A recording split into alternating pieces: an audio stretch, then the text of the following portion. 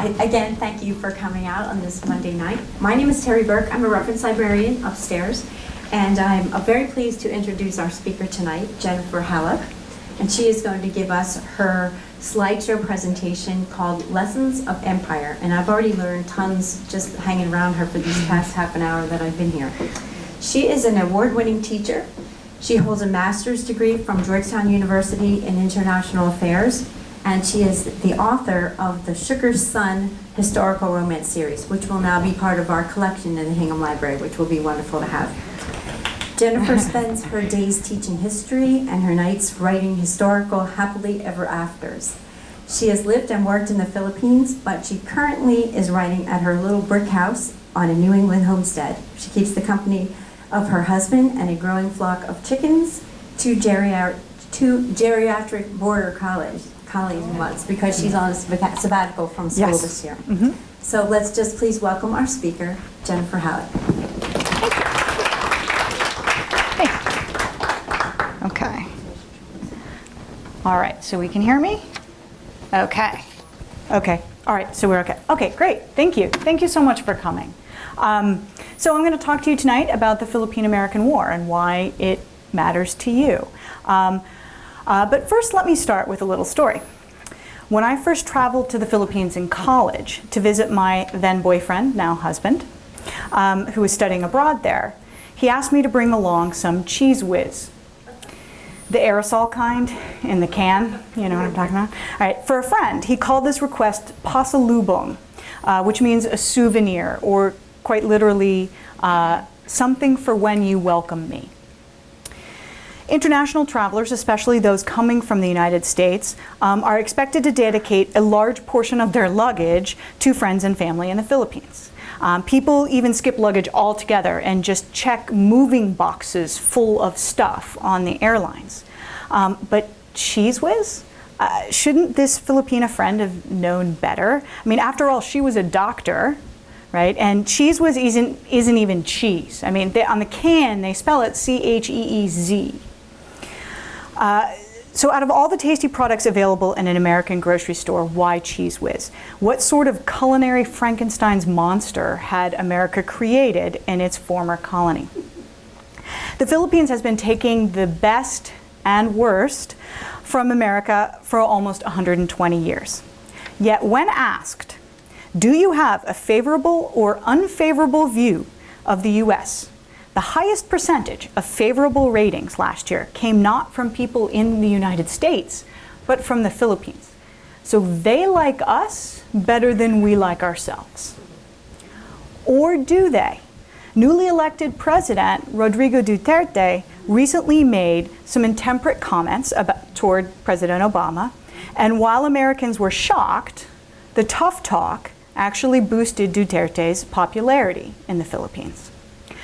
I am the president of a sovereign state, Duterte said, and we have long since ceased to be a colony.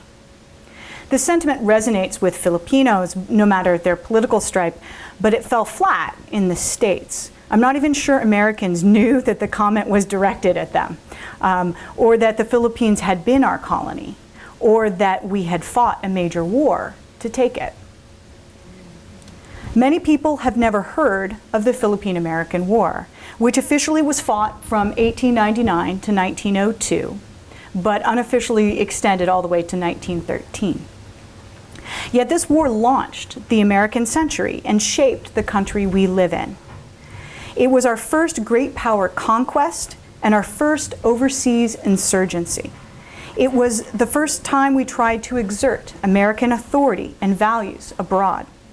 It was the first, and the war's legacy is not just political, but human too. There are over 4 million American citizens of Filipino ancestry in the United States, and over 220,000 US citizens living in the Philippines. So many of these Americans are veterans that the American Embassy in Manila, one of the largest US embassies in the world, houses the only VA benefits office and healthcare clinic outside the States. The VA also grants benefits to Filipino veterans who served alongside US soldiers before independence. America's development as a superpower started and thrived in the Philippines.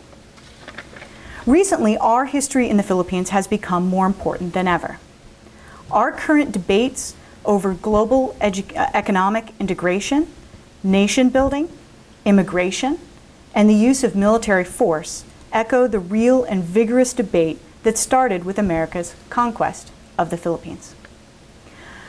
So I teach history, and I can tell you that most of my students cannot find the Philippines on a map. I mean, heck, they often cannot even guess the right hemisphere. I now teach a trimester elective called America in the Philippines, and though these are seniors at one of the most competitive high schools in the country, and they have all studied American history, when I put a blank world map on the screen like this and ask them to find the Philippines, most cannot. In fact, they approach the screen like they're playing a game of pin the tail on the donkey, sort of reaching out and they're not blindfolded, but they're sort of hoping to just crash into it by chance. Maybe this shouldn't be such a surprise.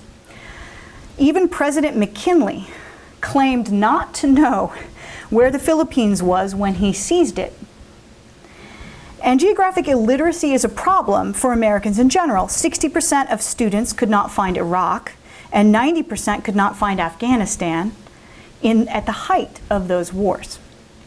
As the old quip goes, war is God's way of teaching Americans geography. The Philippines is in Asia, due east of Vietnam and due south of Taiwan. It is an archipelago of over 7,000 tropical islands. Though what is an island and what is a sandbar is actually an important legal question today. The volcanic islands of the Philippines sit on the Ring of Fire, making them prone to earthquakes and eruptions. And they're right in the path of global climate change, particularly a new breed of super typhoons. If you look where all those nasty Category 5s are, right here, that's the Philippines. All of these features are reasons why you may have seen the country in the news recently. But if you lived 115 years ago, the first you would have heard of it would have been as the place where American soldiers were fighting and dying. As a percentage of the contemporary population, 3 times as many American soldiers died in the Philippine-American War as did in the recent Iraq War. More than 750,000 Filipinos died from war and related causes, nearly 10% of that country's population. So this was a big war and a meaningful one, but it began as a sideshow to another war, the Spanish-American War. The United States wanted to push the Spanish out of Cuba, which was part of our declared sphere of influence. To do that, Assistant Secretary of the Navy, Teddy Roosevelt, wanted to sock it to Spain wherever Spain was vulnerable. And Spain was quite vulnerable in the Philippines. Proving our power to ourselves, as much as to Spain, Commodore George Dewey sailed into Manila Bay before any fighting in Cuba actually started. And he soundly defeated the dregs of the Spanish Armada anchored there. You can see it was a bit of a lopsided victory. Filipinos were already fighting the Spanish before we arrived, and the Spanish were a little relieved to rid themselves of the islands and the insurgency. They did not want to be defeated by their colonial subjects. Better to be defeated by America than by Filipino revolutionaries. They quickly surrendered Manila to the United States and focused on the colony that was actually important to them, Cuba, where the rest of the Spanish-American War was fought. But the United States won there too, with daring tales of bravery that elevated Teddy Roosevelt to the national stage. After all was said and done, though, the United States did not know what to do with its unexpected prize. It could leave the Filipinos independent under their self-declared government. But if the U.S. just sailed away, would another growing power, Germany, Japan, or even a teetering power, Russia, gobble the islands up?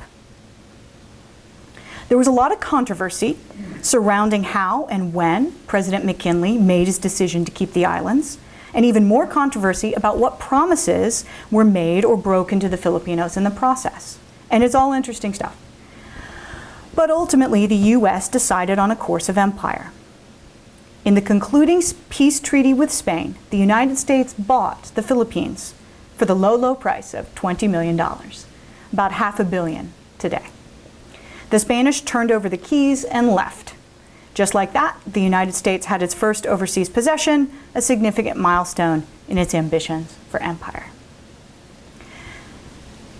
Now, you might be wondering why a country like the United States, which began its history shaking off a colonial power right here in Boston, would turn around and colonize someone else.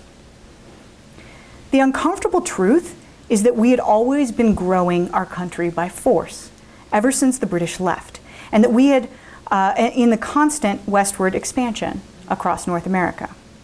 By 1890, Americans had gobbled up most of this continent.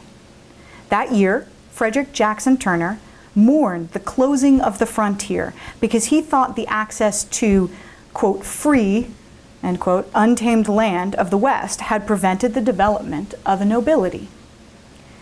Moreover, the toughness needed to survive on the frontier made us a stronger people. Manlier men, in the vocabulary of Teddy Roosevelt.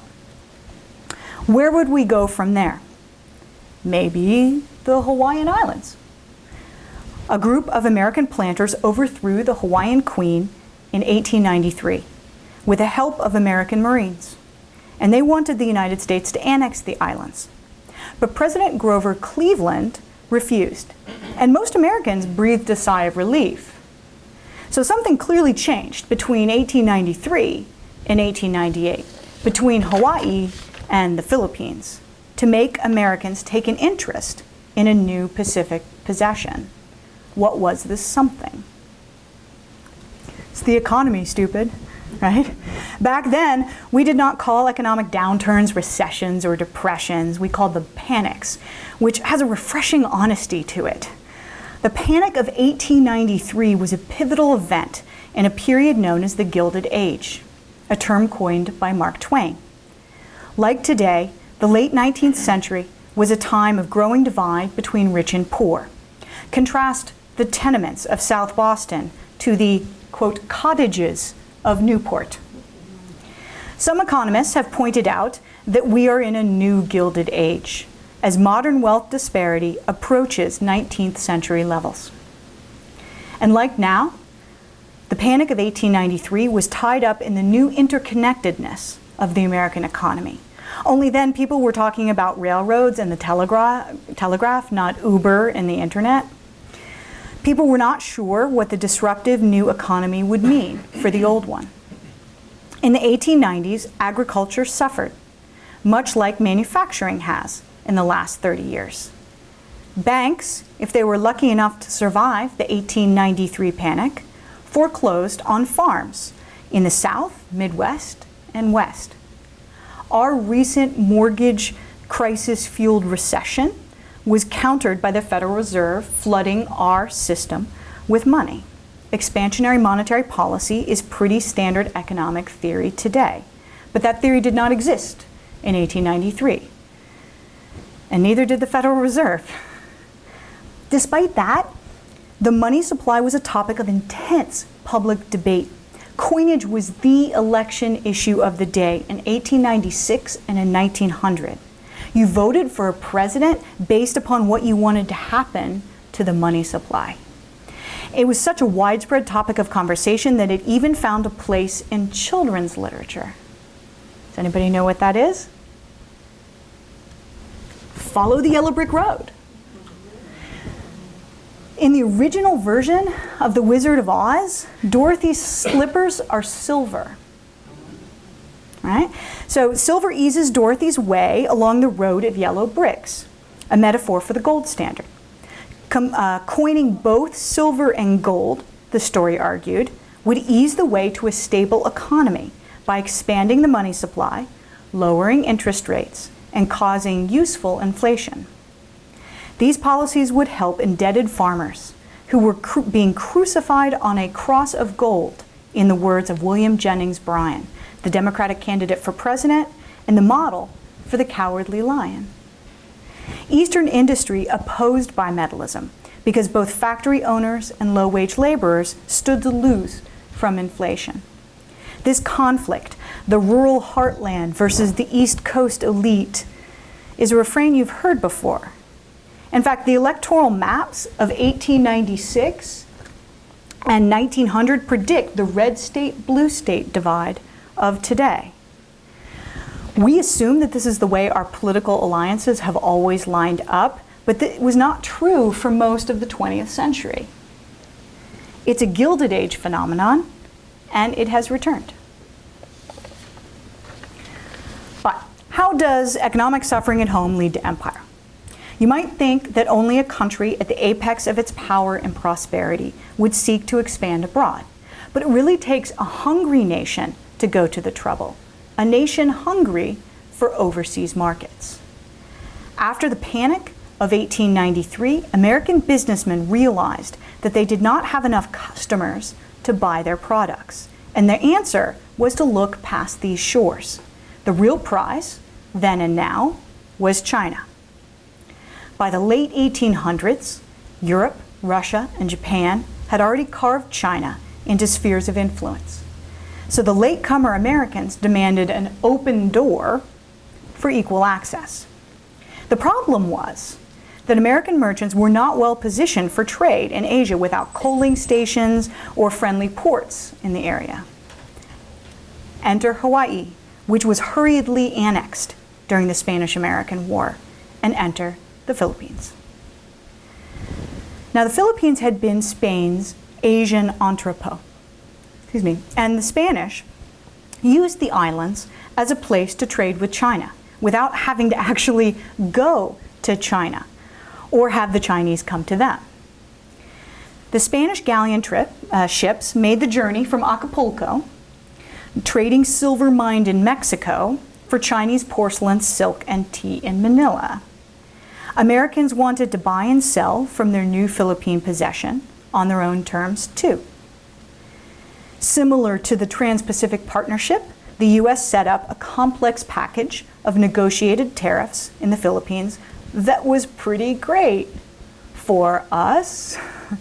American goods were sold in the Philippines tariff-free, but Filipino goods were taxed twice, both when they were exported from the Philippines and when they reached American shores. Trying to make this trade more free and equal almost tore the Republican Party apart, which should sound familiar. Eventually, President William Howard Taft, formerly the first civil governor of the Philippines, pushed through free trade for his old friends in Manila. As a result, the Philippine economy boomed, especially sugar and tobacco interests. But this also meant that Filipino farmers were the first to be blamed when American farmers went under. It took the protectionist era of the Great Depression for Congress to offer the Philippines self-governance as a commonwealth in exchange for the reimposition of tariffs.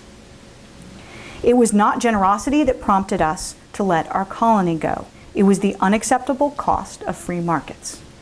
We have had mixed feelings on trans-Pacific trade for a long time. The United States could have done what the Spanish did from the start and kept the Philippines at arm's length.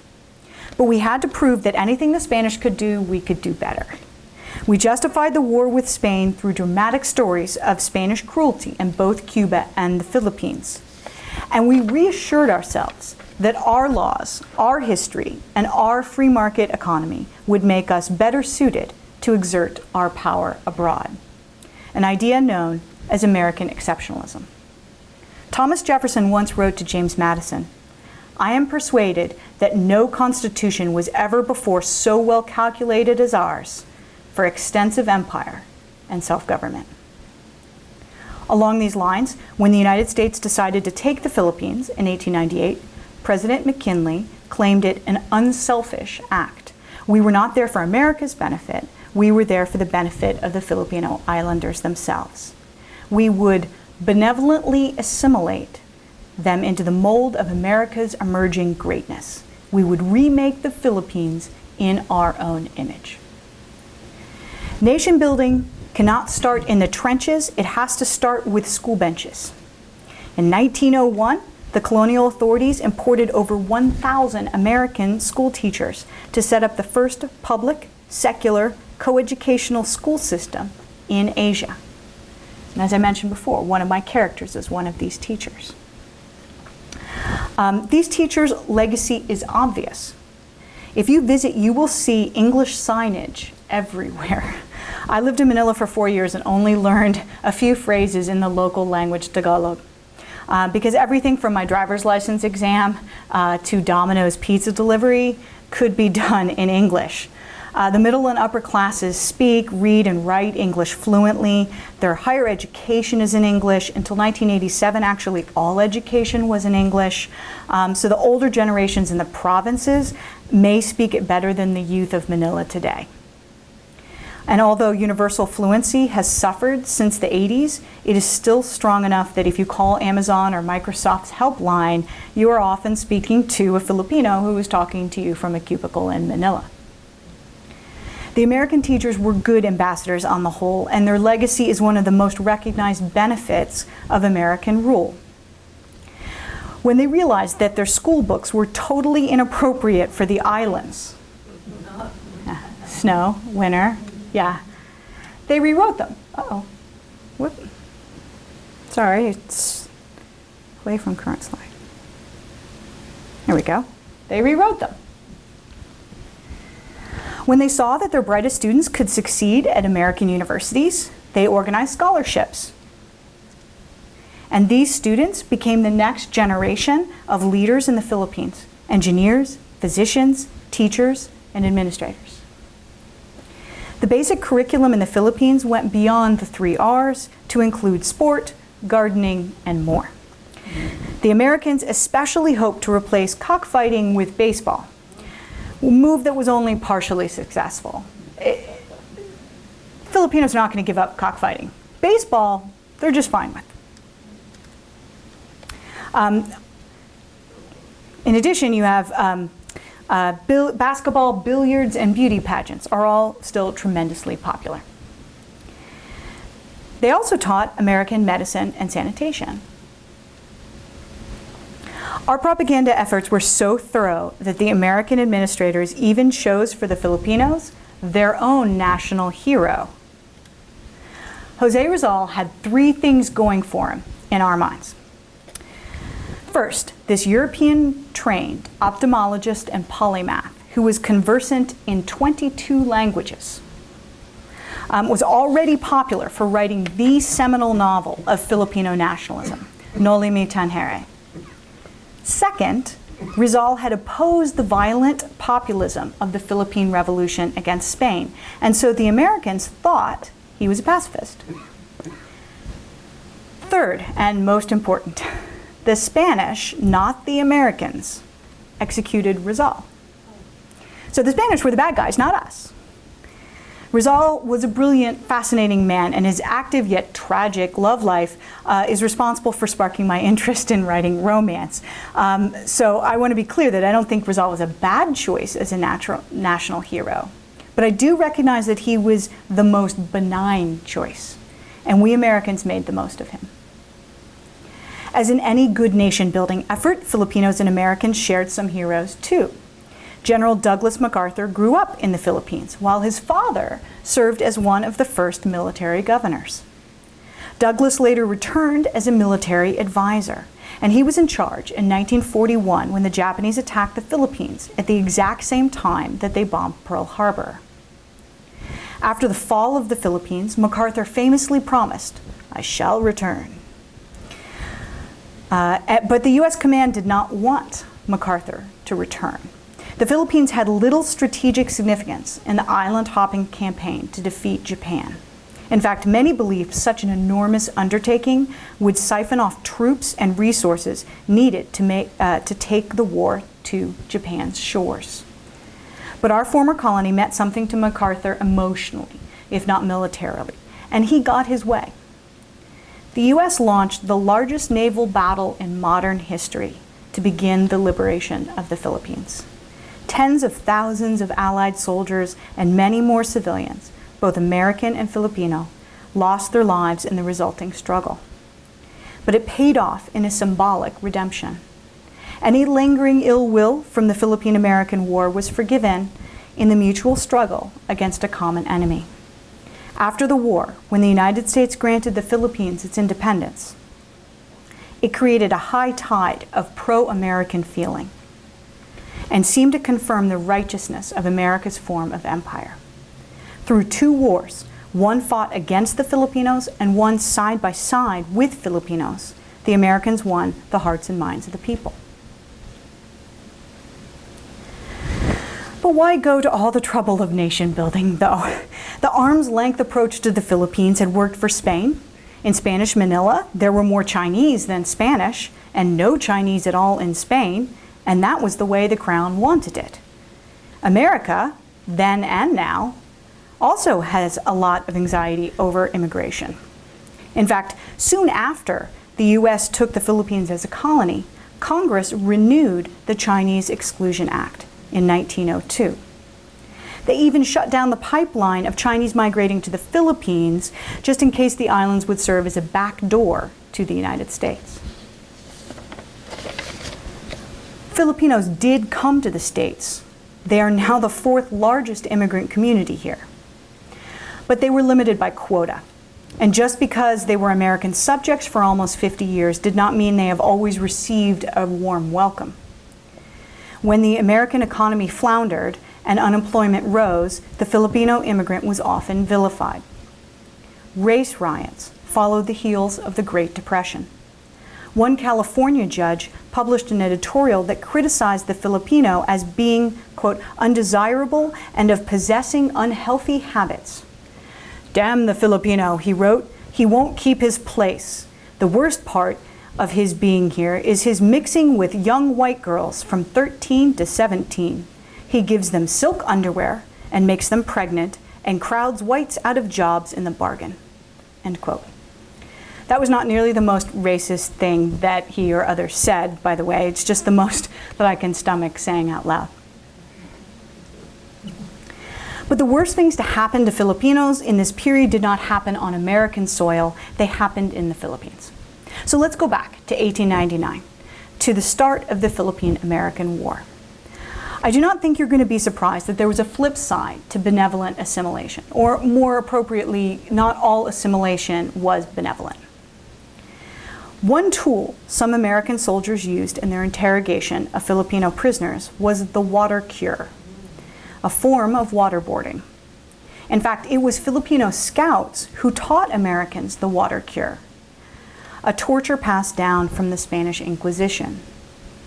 How widespread it was among American forces is still a matter of hot scholarly debate, but from my reading, it was not pervasive, but the units who used it a lot.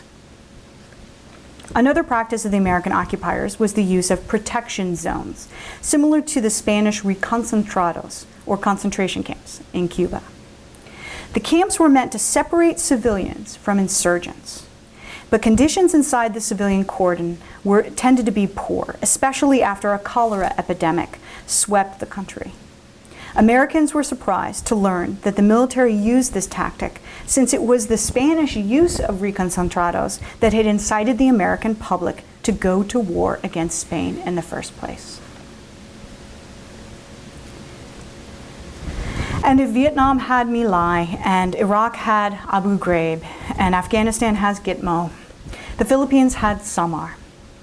It began when Philippine rebels ambushed an American outpost in the village of Balaniga, killing 48 American soldiers. As payback, the American commander ordered his men to turn the entire island of Samar into a, quote, howling wilderness, end quote, by striking down all men and boys capable of carrying arms, which he defined as all those above the age of 10 years old. His revenge resulted in the deaths of thousands on Samar. This faraway atrocity captivated the attention of the American public.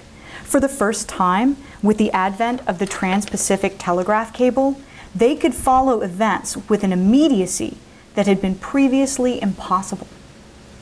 As a result, even though the general in Samar received a slap on the wrist from the court-martial that followed, popular outcry in the US later forced President Roosevelt to demand the general's retirement.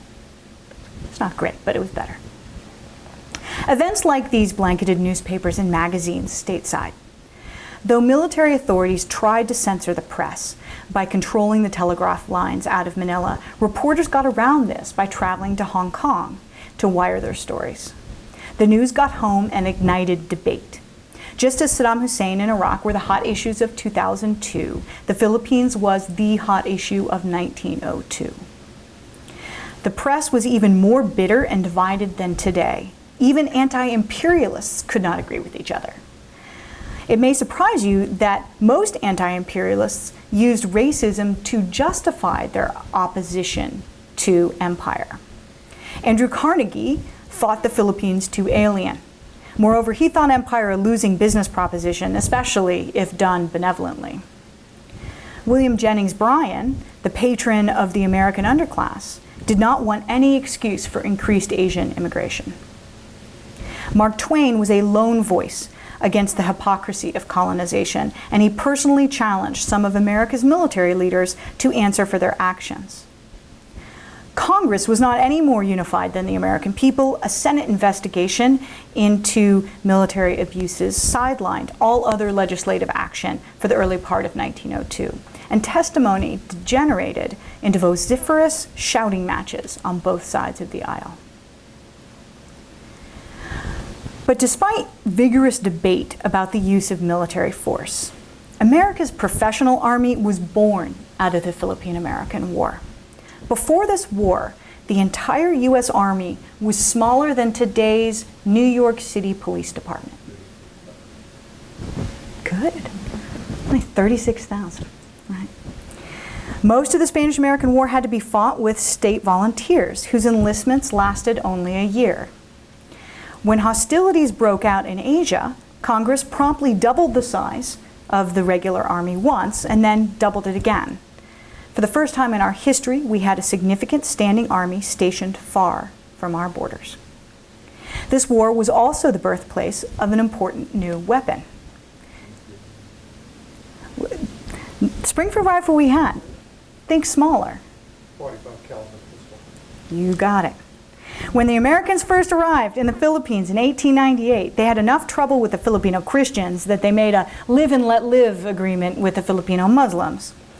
But once the majority Christian islands were pacified, the Americans extended their rule over the Moros in the south. In the resulting fight, Muslim warriors attacked anyone they considered an enemy to Islam. Though only armed with knives, the Moros proved more than a match for the 38 caliber pistols carried by American troops.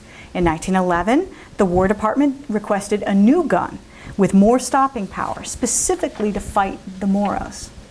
The result was the 1911 Colt 45, which became standard issue for the U.S. Armed Forces until 1986. Our tactics were also shaped by the Philippine-American War. Our soldiers and Marines were sent out to small garrisons throughout the islands, just like the teachers had been. They stayed in these villages to provide security so that people could go about their daily lives. They also helped with building bridges, extending telegraph lines, and enlarging ports. Infrastructure useful to administering an empire, but also welcomed by everyday people. If you can see in the comparison here, this is the original shoreline of Manila. On the right, you can see the land reclamation, which became the port of Manila. That was completed in 1909. The Americans trained Filipinos to continue this work after the Army left, and in all of this activity are the origins of today's Special Forces.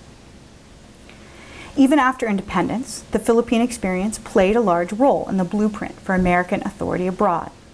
Millions of Americans have passed through the Philippines during their military or diplomatic service. Not only did many of our great generals serve there directly, like MacArthur or Dwight D. Eisenhower, but the Korean and Vietnam Wars were fought out of Subic Naval Base and Clark Air Force Base, our two largest overseas military installations in the world. the Philippines' largest island was peppered with American bases, R&R facilities, and even a purpose-built city that long after having served as a colonial summer capital was converted to a resort for U.S. soldiers and diplomats. Given the social problems that follow our military abroad, most notably a lively sex trade, these relics of 1898 became the tent posts of our neo-colonial presence in current memory. Moreover, the legal agreements covering the personnel at these installations allowed American servicemen and women to work and play under U.S. law, not Philippine law. As you might imagine, that kind of double standard rankled, and many Filipinos questioned the true extent of their independence. In 1991, with the end of the Cold War, the Philippine Senate refused to extend the lease for the bases, and Mother Nature complied. Clark was covered by volcanic ash from the huge Mount Pinatubo eruption, and with the prohibitive cost of cleanup, the Americans decided to leave without further negotiation. So what is the final verdict on the Philippine-American War? Did we win or lose? It's hard to find historians who believe that America lost. The insurgency was quelled by 1913, 15 years after it began. In contrast, 15 years into Afghanistan, our position does not seem so clear-cut. But if our goal was truly benevolent assimilation, we have to acknowledge some real failures, from the water cure to Samar. Moreover, for all the work that Americans did to glue together thousands of islands and dozens of languages into one Philippine nation, we never fully tied the Moros into that nation. There was less benevolence applied here than anywhere, fewer hospitals, almost no teachers, and less infrastructure. The Spanish may have been guilty of the same before us, but they never claimed to, quote, want to win the confidence, respect, and affection, end quote, of their subjects, as President McKinley did. We set up a higher standard for ourselves, and it is in the Muslim Philippines that our failure to achieve that standard is most apparent. Furthermore, some people might look at the base evictions or at recent comments by President Duterte as somewhat of an indictment.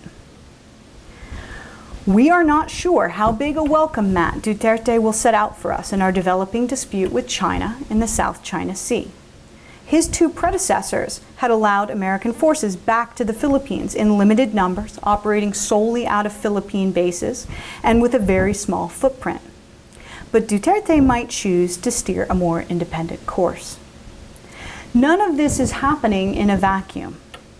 It is more like a family dispute, where discussions and disagreements today are affected by the baggage of our shared history over the last 120 years. If we approach the news only with an eye on today and ignore the way that relationship has developed over time, we miss all the important subtext. The same is true for many Filipinos when they consider their future. It is particularly difficult for them because though they are an Asian country, they are intermingled with the U.S. as family. Literally, most Filipinos have relatives living in America as citizens or as immigrants, most legally, some illegally. Some have Chinese family as well.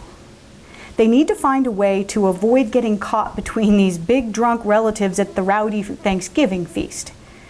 Doing that successfully would be a victory in the development of their sovereign state.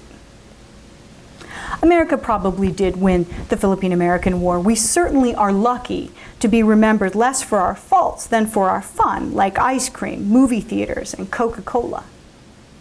But just because we won does not mean we can forget the war ever happened. If so, we not only forget what we might have done differently, but we also risk losing the friends we have made along the way. America did not take the Philippines for granted when we fought them in the Philippine-American War. We did not take them for granted when we fought alongside them in World War II. And it would be a mistake for us to take them for granted now. And win or lose, this war defined the American century. It inaugurated our activist foreign policy and shaped us into a country that saw itself as a worldwide force for good, even if we sometimes fell short of our ideals. It truly defined how we see our role abroad.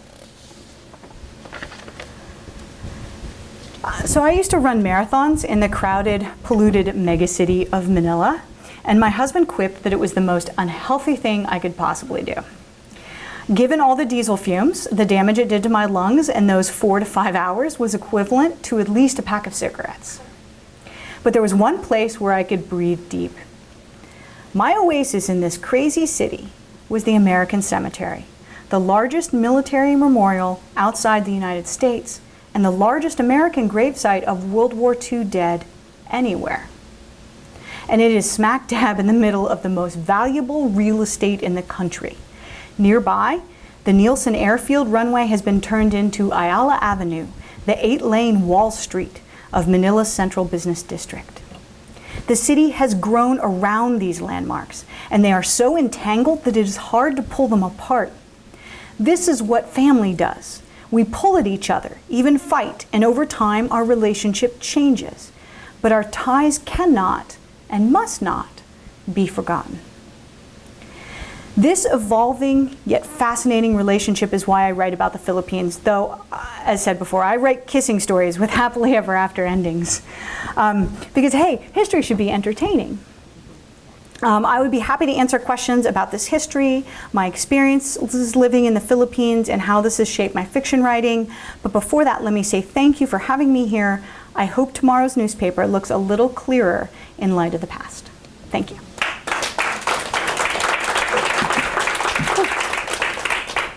Okay. Does anybody have questions? Well, this always happens with my students. Yeah. A good friend of mine, she's Filipino, and she just this summer went to back to the Philippines with her mother. They have property there. Most of their visit was at Baguio. Oh, yes. That was that summer capital Right. that I had the slide on. Yes. And then sometime in Manila. But she, like you referred to, she went over there with like a whole suitcase full of stuff. But I'm not sure I understand, what is the tradition here? Is it just something that's always been, or why do you bring, I mean, it was just amazing to hear her talk about how, you know, everybody, people that she didn't even know came and were taking things out of the suitcase. It was just like a free-for-all. Yeah. It was crazy. Yeah, I think there's two levels of it. I do think that there's the more traditional cultural idea that when you travel, you bring something back for everyone. So I think that's part of it. But she's living in the United States, and I have to imagine that she's making a lot more money than the rest of her family. And that's another whole level of this. One of the biggest revenue earners for the Philippines is income from overseas workers. And I've known some Filipino Americans who don't even want to go home because it's so expensive to go home, because everyone just thinks you're so rich now because you know you're making. She was wiped out. Yeah, it can be crazy. So she can bring a whole bunch of stuff, but then there's a certain amount probably of cash that was just expected to be handed out as well. And so family is really important. I mean, second cousins, 4 times removed or something, doesn't even matter. That's family. And the flip side of that, which is really great, is that the thing I found about Filipinos is that they'll glue you into that family. So, you know, we have people in the Philippines I consider family. They're my family of choice. And as much as that does mean I have some obligations to them when I come to visit, but it mostly means that they, you know, welcome me unconditionally. So it's lovely. Well, she said it was very discouraging to see the poverty, but they're happy. She said they're all very, very happy. Just happy people. There is a sense in the Philippines of sort of, you know, well, what will be, and you know, we'll just roll with it, and that can be also a double-edged sword. On the one hand, it does make it so that people can suffer tremendous things and still be able to find something positive. But at the same time, it can also create a, well, I can't change that anyway, so forget it kind of attitude. So there's two sides to it. We were on a 26-hour bus ride from Samar, which I dragged my husband to see it, and we had to ride the bus home. And there was a child sitting, and the seats were smaller, maybe, okay, the size of the seat you're in, maybe smaller. You know, my husband's saying smaller. And there was a couple and they were, they each, the mother and father had their own seat. And then there was a child that was basically, didn't have his own ticket. He just sort of sat on their laps or in between them for 26 hours on this horrible bus ride, and he never cried or whined or complained. I didn't hear a peep out of him. My husband and I, meanwhile, are like, whining up a storm, just absolutely cannot, handle it. And this 9-year-old child is just like, yeah, whatever. And I thought, wow, okay. Yeah. The relationship with China, especially about Yes. the Sandbar Island. Yes. I have some photos for that. Is that a serious set of circumstances? It possibly could be. It depends on what we want to make of it, I think. And recently, with the Pacific Pivot, the United States has indicated that we take it very seriously. I think we are dealing with a legitimate superpower conflict here. And let me get this slide up here. And we have, so this is what he's talking about. So there's a bunch of islands, sandbar, as you're going to see, it's unclear. The Spratly Islands has been disputed for a long time. Vietnam, Malaysia, the Philippines, China, maybe even Taiwan claim parts of it. And in the past, it was seen that this claim was partly because we believe there are significant oil reserves underneath. And so that matters. But what really probably matters, and this is what they think. But what really matters is this trade. So what's happening here is, let me see if I've got a better big picture view. Here, let me do this. So in the UNCLOS, the United Nations Convention on the Law of the Sea, if you have an island, so if you have like a legitimate natural occurring island, then you get a 12 nautical mile territorial sea, that's your sea, and then you get 200 nautical miles exclusive economic zone. So you can imagine, let me just go back here, if you can turn these, sometimes sandbars, sometimes islands, but if you can turn the sandbars into islands without anyone looking, which is not really happening, but we'll show that in a second, but if you can turn these into islands with 200 nautical mile exclusive economic zones, you can control this passage of the South China Sea, and that's $5.3 trillion per year of trade that flows through there. And that is a big deal. China has traditionally claimed the entire, it's called the South China Sea, and China has claimed it. They have a 9-dash line that's like, this is historically ours. The UN has rejected that. In fact, the United States, I believe now officially has renamed the South China Sea the West Philippine Sea to try and take that claim out of there. And what is really happening is sandbars are being created into islands, and the UN has said this is not really an island, we're not fooled, but it's the UN. So I don't know what, they don't really get to enforce it, so it has to be members of the UN who enforce that. Well, China and the United States, the Security Council members in the UN, disagree on this issue. So I think the question will be how much we want to, right now, we are spending a lot of time watching China there. We are back at Subic and back at Clark in a very small way.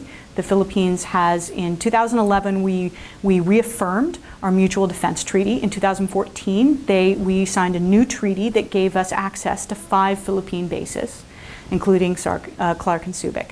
And we also have, speaking of Pasalubong, we have Navy SEALs in Palawan. I have a Filipino friend who has to bring American chewing tobacco as Pasalubong from Manila to Palawan for the Navy SEALs.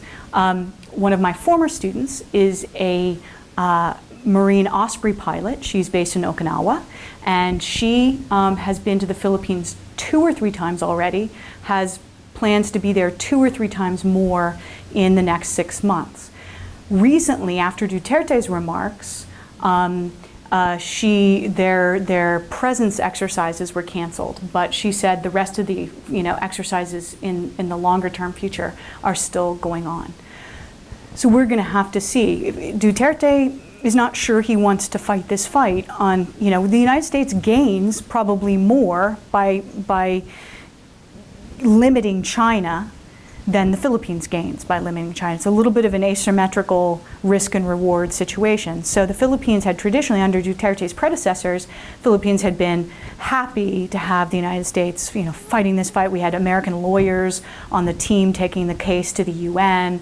And so the Philippines had been strongly in our camp on that. Duterte does not necessarily see that benefits the Philippines that much, or at least that's what we have to imagine right now. It's unclear what will happen in the future, but he has given us some warning that we can't take him for granted. Probably an area of climate change will help us. Yeah, just have the sea rise back and engulf. It's interesting. I have a friend named Carlos Celdran, and if you can find him on the internet, Facebook, and different things, he does some funny things. He does this sort of a spoof on a show called Drunk History, where he sort of does drunk Spratly Island politics. And he pointed out in one of his episodes that when the Vietnamese are building up these islands, they're creating resorts out of them. When China is building up these islands, they're creating basically cities. They're moving people there. They're creating city halls and 1,000-person schools and airfields. He pointed out that one of the islands that the Philippines has claimed, they just rammed an old ship into it, and they just sort of put a bunch of guys there with some cell phones and some candy bars and magazines and said, just hang out there for a while. He would like the resort option, in case you're wondering. So, yeah. No one's actually found oil there. If you talk about oil since the Vietnam War, I don't think anyone actually has. To be honest with you, I'm not as up to date on that. I don't know how much. I thought there has been some drilling, but maybe not much. I actually don't know. Do you know? I'll ask my student. The exploration hasn't been done because the legal status is still up in the air. No one's willing to fight over. So there's been no commercial drilling. There's been some exploration. Go back to the numbers. But no one's willing to invest in the area when it could be a flashpoint. And I mean, and China's military has grown in leaps and bounds in its technology. It has weapons. I talked with a naval captain, and he pointed out that they have a weapon now that can actually go up into the atmosphere. It's an ICBM that goes up into the atmosphere and comes back down, but it comes back down so fast that there's nothing that can be done to stop it, according to U.S. current state of technology. So it's a pretty serious situation in my mind. I think we have to be careful, but yeah. Excuse my Yeah. ignorance, No. but, what is the status of the Philippines at present? Is it I know we don't use this term, colony? Is it independent? Does it pay taxes to us? No, it is independent. It received its independence in 1946, so right after World War II, which was the plan. That was the plan. It was supposed to get its independence there before the Japanese attacked. We gave independence on schedule. But, there's always a but, right? The treaty that gave independence had some loopholes, or it had some special accommodations for Americans. It had the bases. It had special allowances for Americans to own natural resources. And some of these things over time have been phased out, and some of them haven't. Now Americans are like other foreigners in most legal ways in the Philippines. For example, you cannot own property beyond something that's a condominium. Only Filipinos can own land property in the Philippines. But for a while, I would say its status would have been independent, but you might have argued neo-colonial. So America had an unfair advantage against other powers, other foreigners. Since the 80s and 90s, that has changed.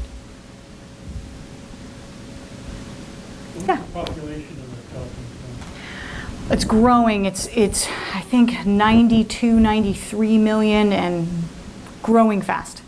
The question, when you mentioned your friend was concerned about the poverty, I think population growth is its number one economic challenge, but that's a very, very tricky issue because the Catholic Church is very, very powerful politically in the Philippines.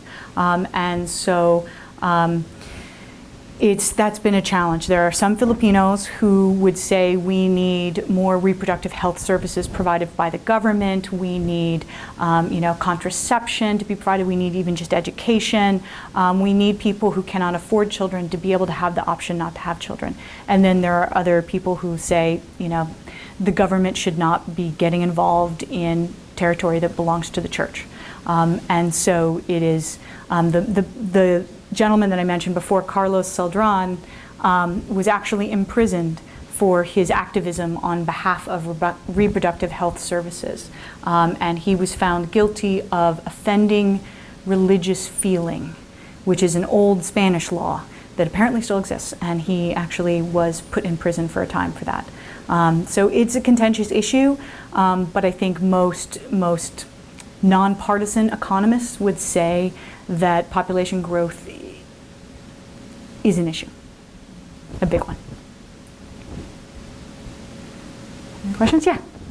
What was the general consensus during that period of time, 45, 46, for the United States to say independence for the Philippines, it's right, it's good? Because if you look at, you juxtapose that with Vietnam, two entirely different arenas. Yes, and I think part of it is, in 46, you have to remember the Cold War was just in its early stages. And so I think partly there's a very strong feeling, and the Filipinos had struggled under the Japanese, they had fought with us. There were Filipinos in our armed forces, in the Navy, in the US Navy. And so I think there was a feeling that that this was deserved. I think there was also some, as I mentioned, economic benefit, pulling them out of sort of this free trade hug. If they're independent now, then we're going to be able to have tariff barriers. But there were no political blowback or pushback. In other words, there wasn't a rebel force there against the government that was... There was a communist insurgency in the Philippines. How strong was that? It was pretty strong in the late 40s, early 50s, the Huk insurrection, Huk Balahap group. And so that's an interesting situation in terms of comparison to Vietnam, because the same guy was involved in that. But the Huk rebellion, he was really successful. His name was Edward Lansdale. And he was an OSS turned CIA officer and sort of the dirty tricks division kind of thing. And he did some pretty intense things, but he basically lived in the same sort of their version of the White House, Malacanang, with the guy he helped get elected president, Ramon Magsaysay. And so he got him elected president, and in some ways really by just smart moves.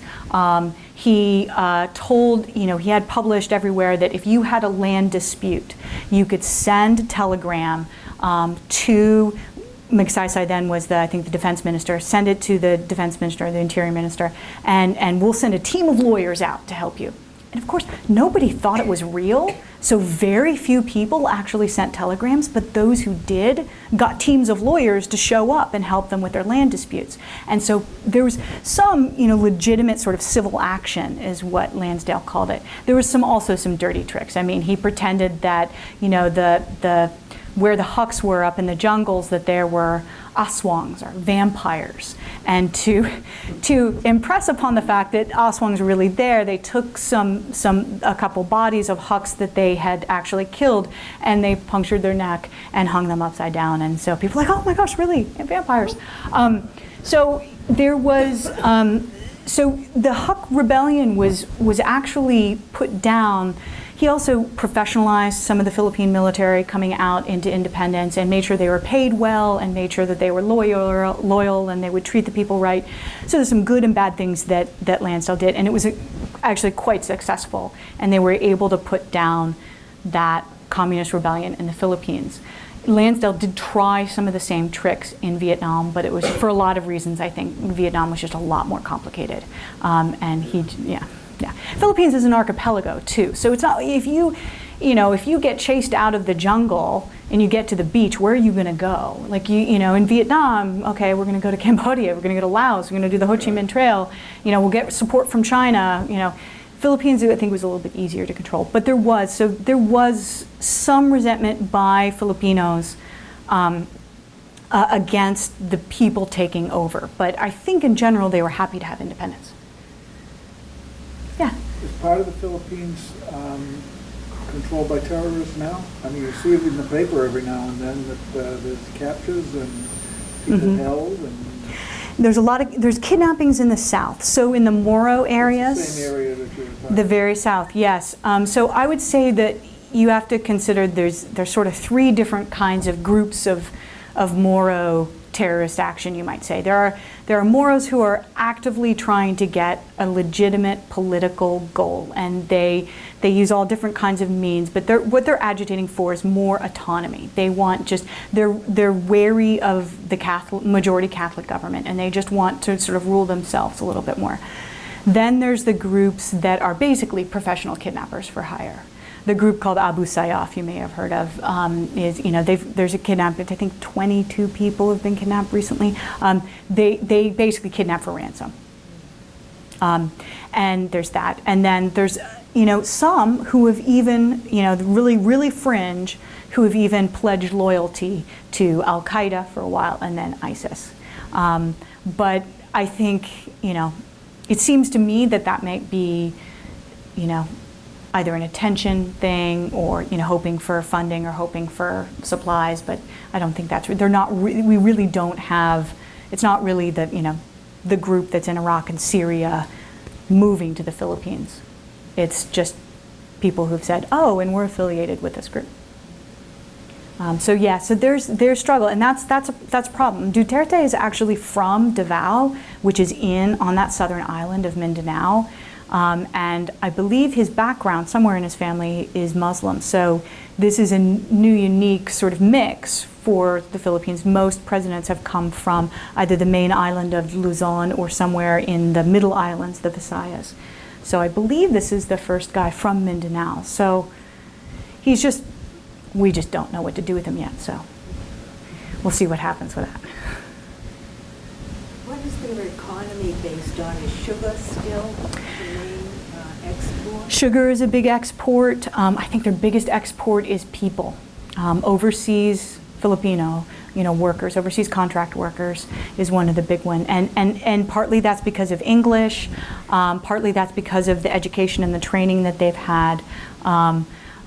There's those, I'm trying to think of other industries. Tobacco has traditionally been a big one. Hemp was the only one that Americans were willing to have from the very beginning be free trade, because hemp is used for rope, for naval cordage, and there was a worldwide shortage at the beginning, right after the Philippine-American War. And so the American Congress actually said, we don't want the sugar and the tobacco and all these things that are going to compete with our farmers. We're going to tax those, but hemp, bring it. Just bring it. And if you get taxed on the way out of the Philippines, we'll redeem it when you get to U.S. shores.